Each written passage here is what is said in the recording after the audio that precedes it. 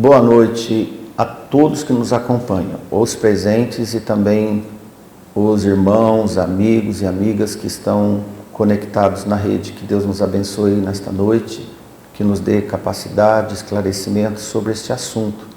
Nós vamos ler na carta que Paulo escreveu aos irmãos que estavam reunidos em Roma, na altura do capítulo 8, nós vamos ler do verso 17 ao verso 23. Amém? Amém. Passamos a leitura? Amém. Amém. E se nós somos filhos, somos logo herdeiros também, verdadeiramente herdeiros de Deus e co-herdeiros de Cristo, se é certo que com Ele padecemos, para que também com Ele sejamos glorificados. Porque para mim tenho por certo que as aflições deste tempo presente não são para comparar com a glória em que nós há de ser revelada. Porque a ardente expectação da criatura espera a manifestação dos filhos de Deus. Porque a criação ficou sujeita à vaidade, não por sua vontade, mas por causa do que a sujeitou, na esperança de que também a mesma criatura será libertada da servidão da corrupção para a liberdade da glória dos filhos de Deus. Porque sabemos que toda a criação geme e está juntamente com dores de parto até agora. E não só ela, mas nós mesmos, que temos as primícias do Espírito, também gememos em nós mesmos, esperando a adoção, a saber, a redenção do nosso corpo. Amém. Este fragmento do capítulo 8, ele é uma continuação de um assunto que o apóstolo passa a comentar com aqueles irmãos. Em primeira instância, ele deixa aos irmãos a responsabilidade e também a natureza do mundo em que nós vivemos, ou que eles viviam naquela época. E Paulo faz certos apelos, porque ele não tinha dúvida que a Igreja do Senhor, em qualquer plataforma de atividade humana contra os crentes, o Espírito Santo estava atuando e defendendo toda a Igreja do Senhor. E havia entre os crentes uma ardente expectação, como nós lemos no versículo 19, espera da manifestação dos filhos de Deus. Também Paulo, ele no desenvolver da carta, ele volta a trazer o poder do Espírito Santo sobre a igreja. E ele diz no versículo 35, por exemplo, quando você confere, quem nos separará do amor de Cristo? E ele diz algumas possíveis separações possíveis. Ele pergunta, a tribulação ou a angústia? A perseguição ou a fome, a nudez, o perigo ou a espada? Logo em seguida ele cita nos escritos do Salmo 44, 22, como está escrito, por amor de ti somos entregues à morte todo dia, somos reputados como ovelhas para o matadouro. E ele desenvolve essa constatação aos irmãos da igreja.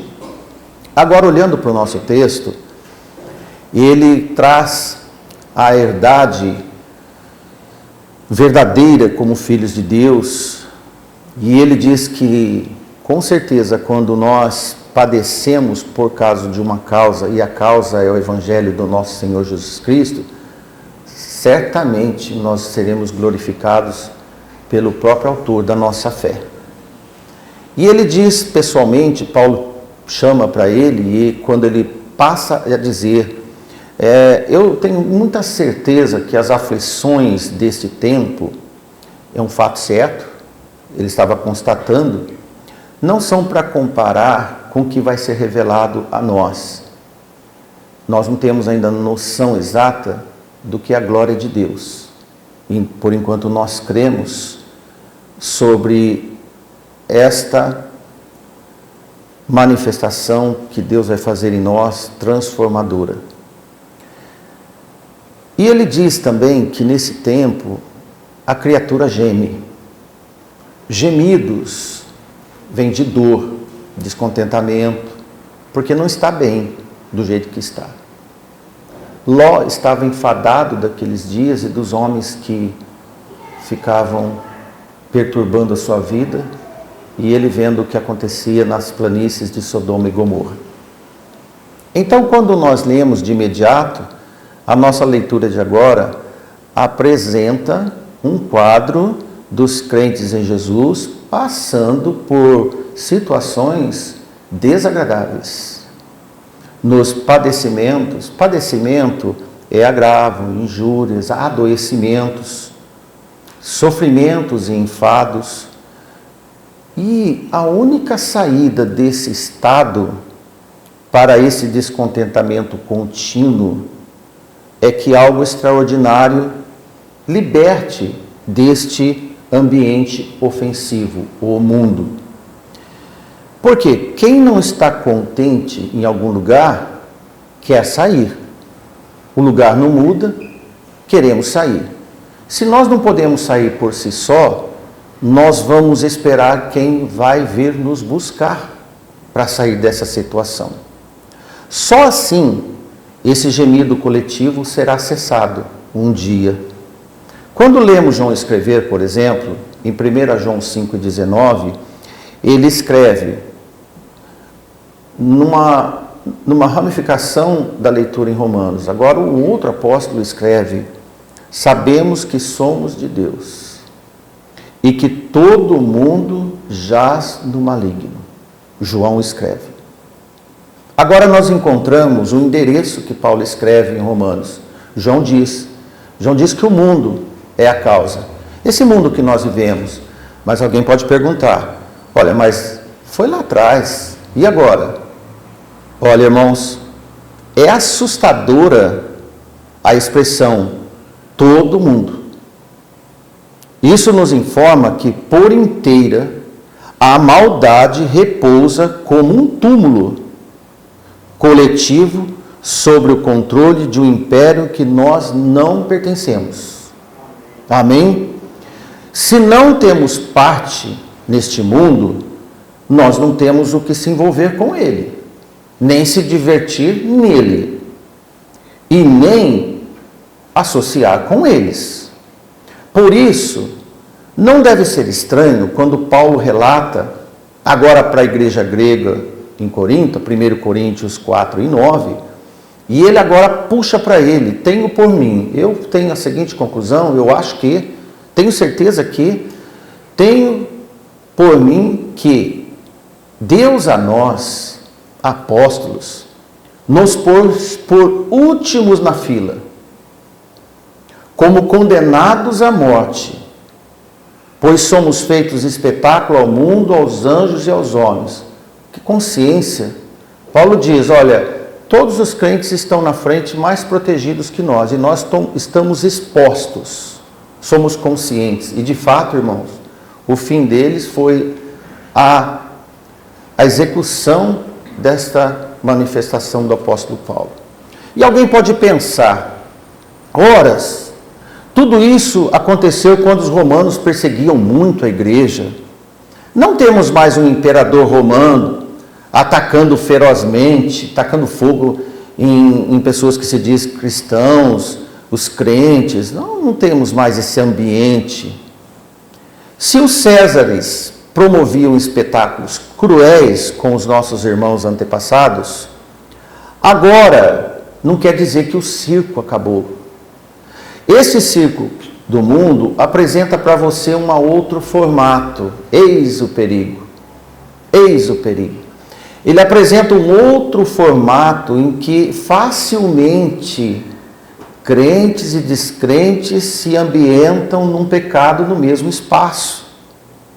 Um tipo de socialização, tipo, viva nos nossos circos, enquanto você diz que espera o seu Jesus. Caso você faça parte desse pensamento limitado, de que as crueldades acabaram, é melhor acordar e verificar na luz do Evangelho para identificar qual é o tipo de vida que anda. Certamente, se terminaram Ou, a verdade se a gente se aplicar mais no caminho do Senhor, nós veremos que o povo de Deus continua com muitas aflições nesse mundo.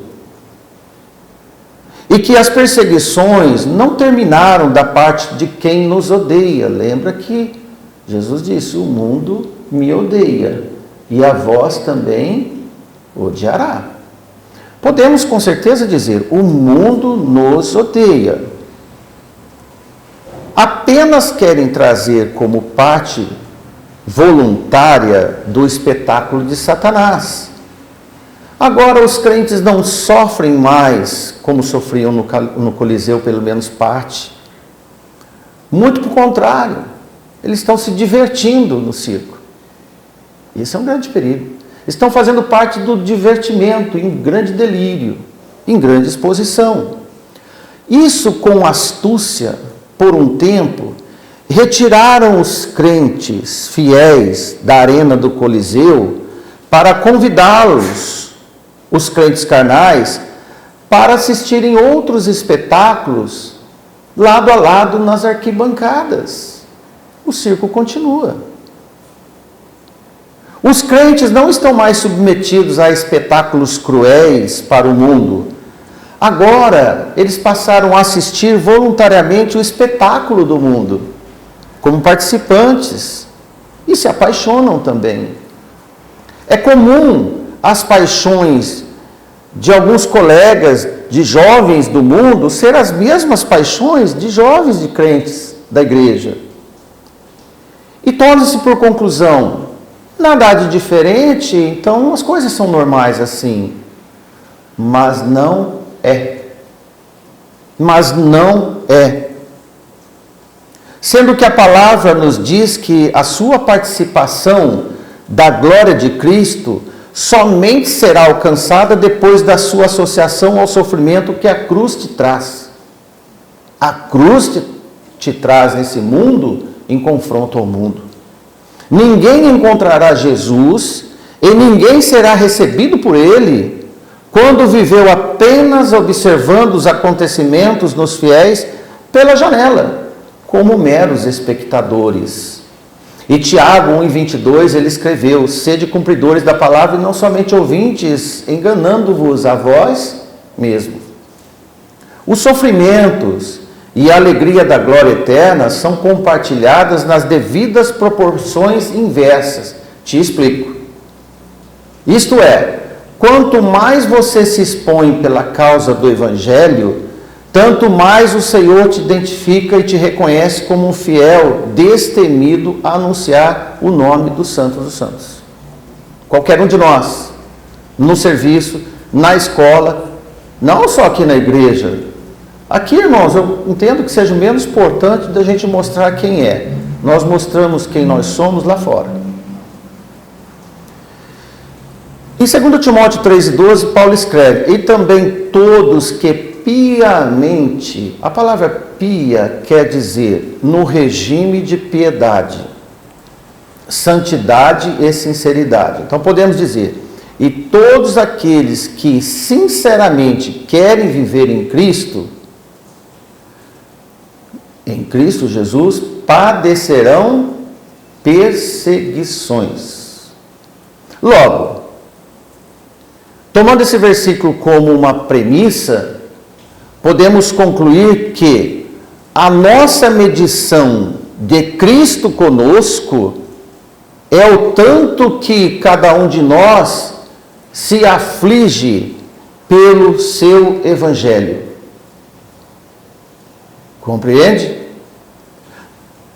Logo no início da Igreja do Senhor, isto era fato visível, quando eu escrevi a história da igreja, até o dia da redenção deles.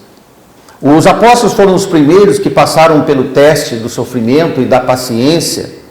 A Igreja do Senhor é uma extensão dos apóstolos de Cristo, porque apostolado é um mensageiro enviado que renuncia aos seus interesses. Os 12 sofreram, as igrejas também sofrem e sofreram. Por que alguém da igreja de hoje não sofrerá? No versículo 23 nós lemos: e não só ela, mas nós mesmos temos as primícias do Espírito, também gememos em nós mesmos, esperando a adoção, a saber, a redenção do nosso corpo.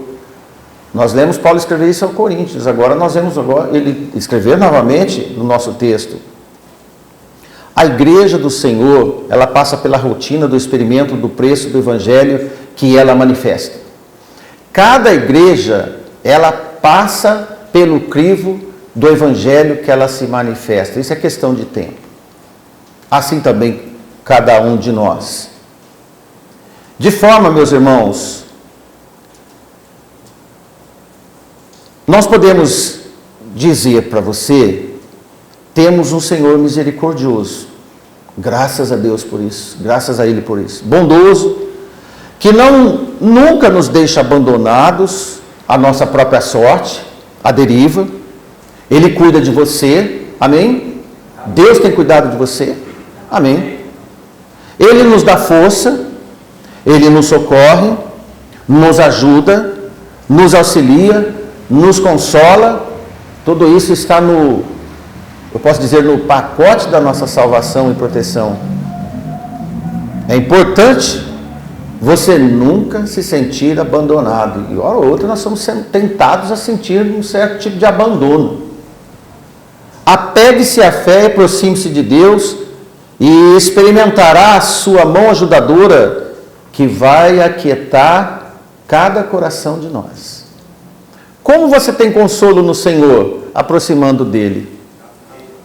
Se nós reclamarmos do Senhor, nós nos afastaremos dEle, nós desmerecemos. Agora, se nós sofremos e nos aproximamos dEle, Ele vai nos abraçar. Amém? Porque se Ele nos chamou, Ele vai nos proteger, vai nos aperfeiçoar. Em Salmos 5:22, o salmista escreve: lança o teu cuidado sobre o Senhor e Ele te susterá. Não permitirá jamais que o justo seja abalado. E nós temos o dever de consolar e animar uns aos outros em nome de Jesus. Amém. Um ao outro. E ao mesmo tempo que consolamos os irmãos, levar a sua paz aos homens que não conhecem Jesus. Então você vai experimentar o Evangelho na prática. Sobre esse comentário, Paulo escreveu em 2 Coríntios 1:4. Olha que interessante. Que nos consola. Quando ele diz nos consola, no versículo 3 ele está dizendo na seguinte palavra: o Pai das misericórdias e o Deus de toda a consolação. E aí ele escreve: Ele nos consola em toda a nossa tribulação, para que também possamos consolar os que estiverem em alguma tribulação, com a consolação com que nós mesmos somos consolados por Deus. Paulo escreve: se Renan é consolado por Deus, ele consola o Renato. Se Renato é consolado por Deus, Renato consola Renan. Ô irmãos, que tal exercitarmos mais essa academia espiritual de consolo? Esse exercício espiritual do consolo celestial. Está às ordens, está à disposição de todos nós. Seja qual for o tipo da sua tribulação, sempre haverá uma outra na fila para substituir a tribulação que saiu. Não se espante. Pedro chega a dizer como se coisa estranha nos acontecesse. Ora, se o apóstolo passa isso, quem mais nós não podemos também ter essas conclusões? Por isso temos a pregação do Evangelho. Amém, irmãos? Amém. O que foi comum entre os apóstolos e aos novos cristãos da época deve ser rotina na igreja com os irmãos até Jesus voltar. Sem dúvida. Por exemplo, um exemplo que nós podemos ver em Atos 14, vamos ler alguns versículos, mas eu vou passar para você um roteiro bem rápido dessa história. Paulo e Barnabé chegaram numa cidade chamada Icônio, é uma cidade da Galácia, do livro que nós estamos estudando. Eles chegaram nos seus dias de viajantes, era a segunda viagem de Paulo, e eles foram fazer o que em Icônio? Pregar as boas novas. Levaram o Evangelho para aquela cidade. O Evangelho chegou aos sem salvação através de muitos desafios que esses homens passaram. Veja a confissão de Paulo e Barnabé aos moradores da cidade de Icônio, uma das igrejas desta região. O evangelho estava chegando e Paulo não se comportou como um super pregador, como temos visto em exibições. Ele e Barnabé chegaram como qualquer um de nós, irmãos, quando anuncia o evangelho, para que o evangelho fosse absoluto sobre eles e eles nada, como Paulo diz, na fila dos piores, condenados à morte. Não havia nenhum cartaz na cidade anunciando a chegada de um apóstolo milagreiro, nunca acontecia isso. Curador de doentes, não, irmãos. Chegaram 2 homens cheios da graça de Deus, amém? Chegaram 2 homens cheios da graça de Deus na palavra, demonstrando que tudo vinha de Deus e nada era deles. E Paulo fala para aqueles homens, e dizendo: senhores, por que fazeis essas coisas? Porque estavam admirados de Paulo. Deram até nome de deuses gregos para eles. Olha que importante você chegar numa cidade e receber o nome dos deuses da cidade. E eles falaram assim: vamos parar com isso. Senhores, por que vocês fazem essas coisas? E olha o que eles falam. Eles não, Paulo que falava, que Barnabé era mais calado. Nós também somos homens como vós, sujeitos às mesmas paixões, estudo de quinta-feira, aquelas paixões que nós falamos, sujeitos às mesmas paixões, e vos anunciamos que vos convertais dessas vaidades ao Deus vivo. Lembra que nós falamos que toda paixão é uma vaidade? Que fez o céu e a terra e o mar e tudo quanto há neles. Quem somos nós? Nada, mas Deus é tudo. Amém?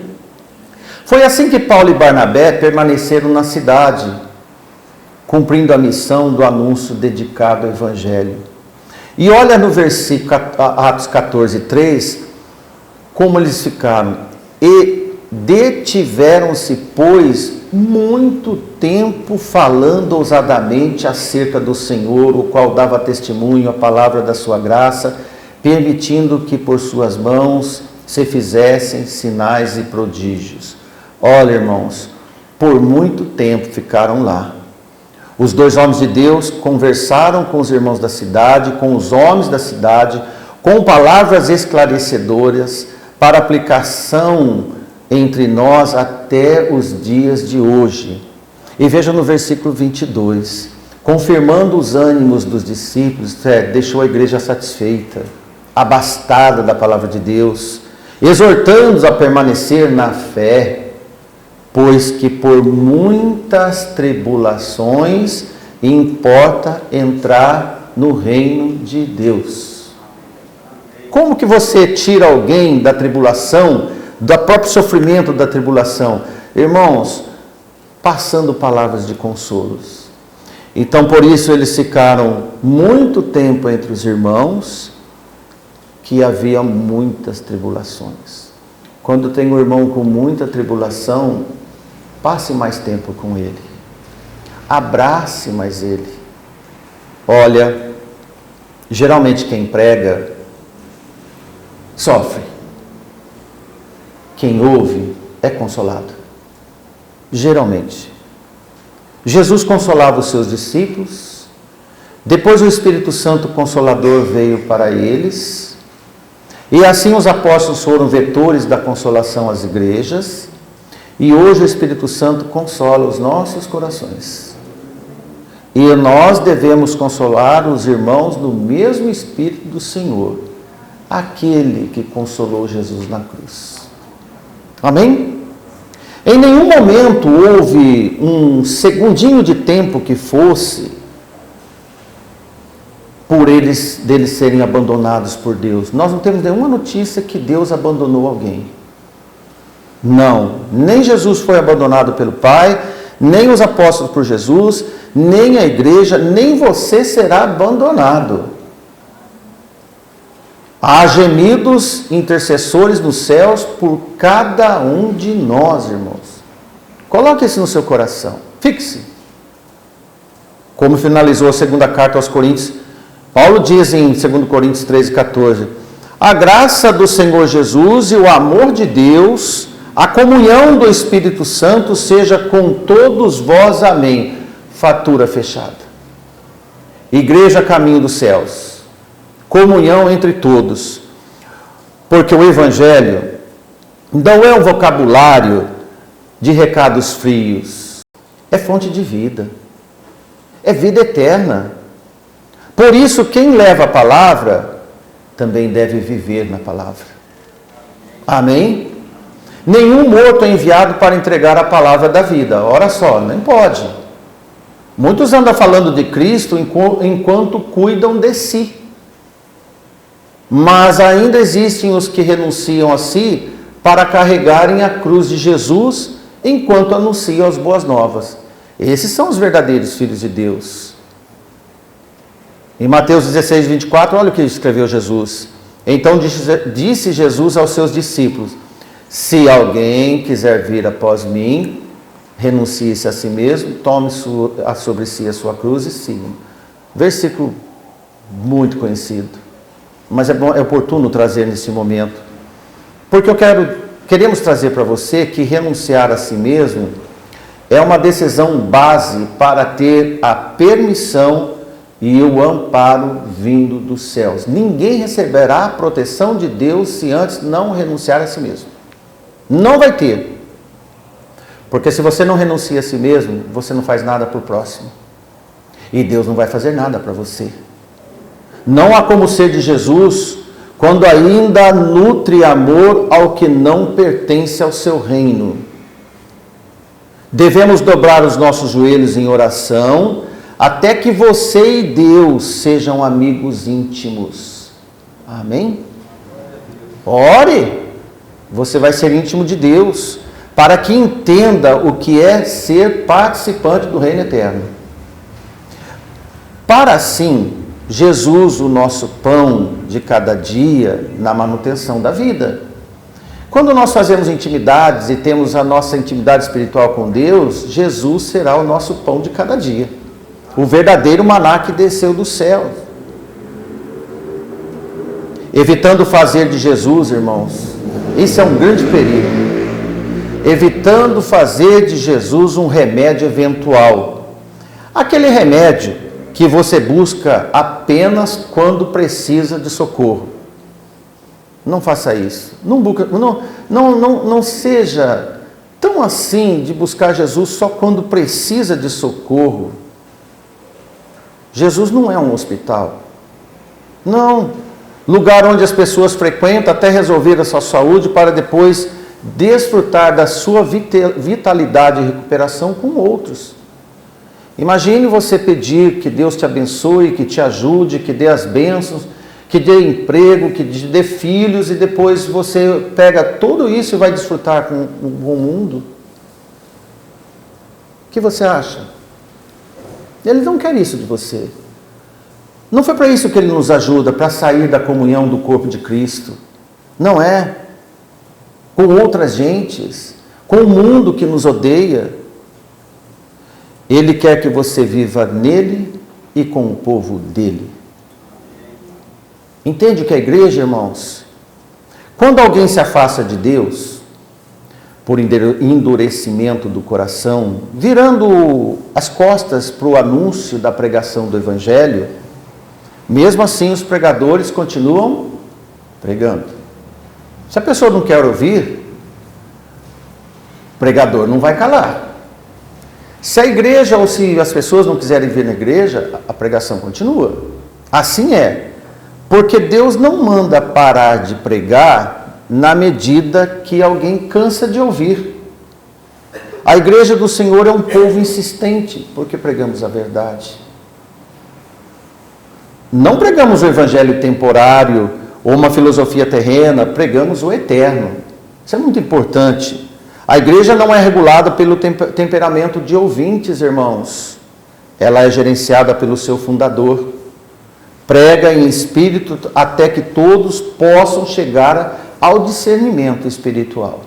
Amém. Você pode vir vezes e vezes na igreja e você entende de um jeito, Mas quanto mais você vem, a pregação continua até o ponto que você seja uma pessoa espiritual e confesse Jesus como seu Salvador e diz: agora sim, agora sim.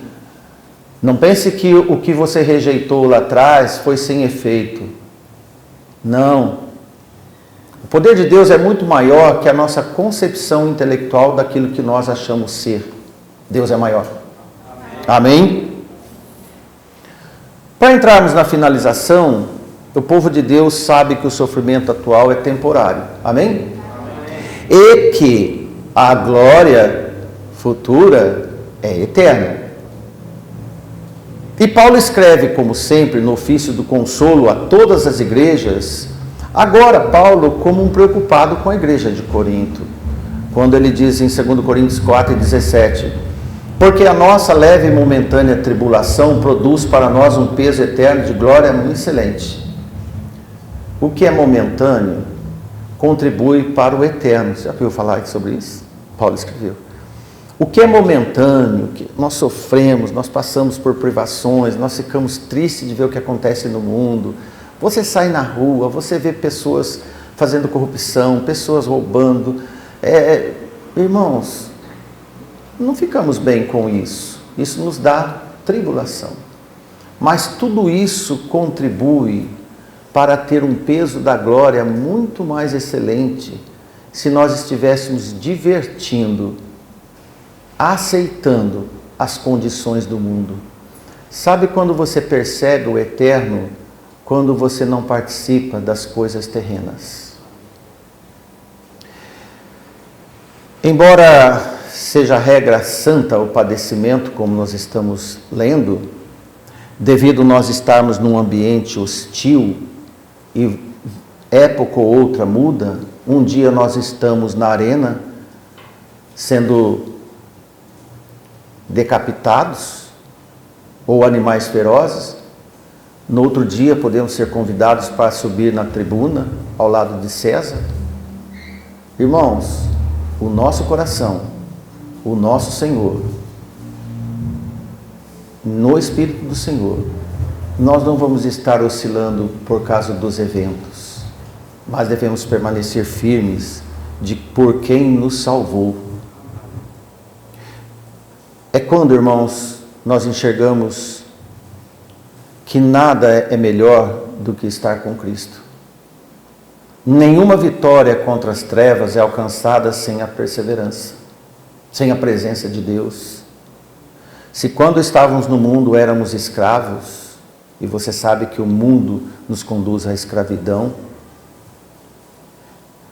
de uma sobrevivência sem sentido, naqueles tempos das inutilidades e sem propósito algum,